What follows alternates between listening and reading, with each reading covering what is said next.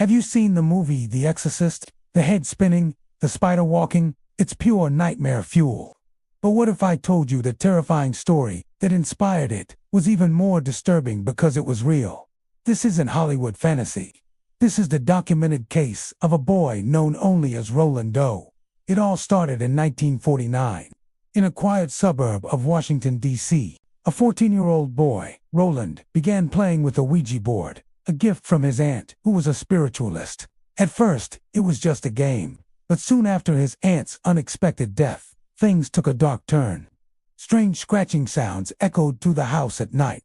Furniture would move on its own, and religious objects would fly off the walls and smash to the floor. The family was terrified. They sought help from doctors and psychiatrists, but no one could explain what was happening. Desperate, they turned to the Catholic Church. This is where the story gets truly chilling, and we know this because it was all reported in the Washington Post in August 1949.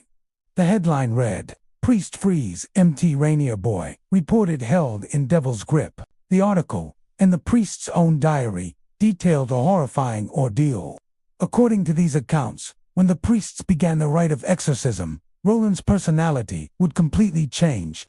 He would speak in a deep, guttural voice, spewing curses and blasphemies in Latuna language he had never studied.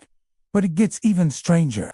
During these episodes, mysterious red welts would appear on his skin. Words like hell and evil would form on his chest and back, looking as if they were scratched from the inside by invisible claws. The priests reported that the boy would convulse with such unnatural strength that it took several grown men to hold him down. Objects would fly around the room, and a putrid sulfur-like smell would fill the air whenever the entity was present. The priests attempted the exorcism not once, not twice, but somewhere between 20 and 30 times over several weeks. Each ritual was a grueling battle. The entity tormenting Roland would mock the priests, predict future events, and reveal their deepest secrets and sins. Trying to break their faith, the lead priest, Father William Bodorn, was relentless, but the psychological and physical toll was immense. The climax of this battle came during one of the final sessions. The entity was at its most violent. According to the reports, Roland, in a demonic rage, managed to break free from his restraints. He grabbed a piece of a broken bedspring and slashed the priest's arm, cutting him so deeply that it later required 100 stitches. It was a moment of pure, unrestrained violence. Yet, even after being injured, Father Bowdern continued the ritual. Then, one night, it all came to a head.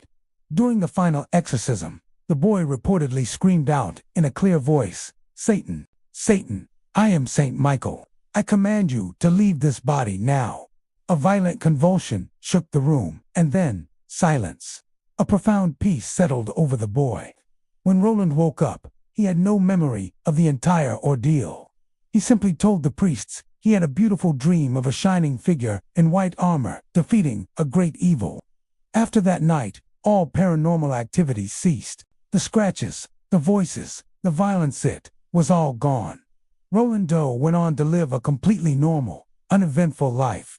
He got married, had children, and reportedly never had another supernatural experience again. The priests involved rarely spoke of the case, and the church kept the detailed records sealed for decades. So, was it a case of genuine demonic possession, or a complex psychological episode, amplified by religious belief? The documents, the eyewitness accounts, and the newspaper reports from the time paint a picture that is hard to dismiss. Unlike the movie, there was no head spinning 360 degrees, but the reality of a boy speaking languages he didn't know, with words appearing on his skin, and exhibiting superhuman strength is, in many ways, far more terrifying.